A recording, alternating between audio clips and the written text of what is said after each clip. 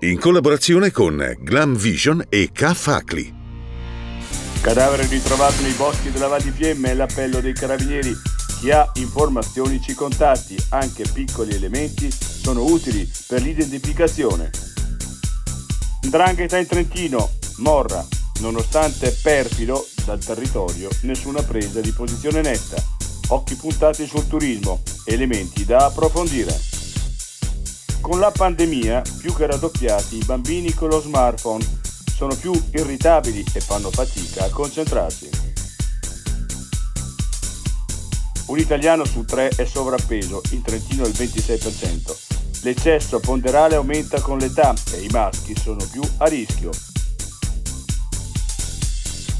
Ecco perché la propaganda di Putin attecchisce tanto in Italia, il confronto con l'Europa, italiani più coinvolti, vicini alla Russia e critici con NATO e ONU.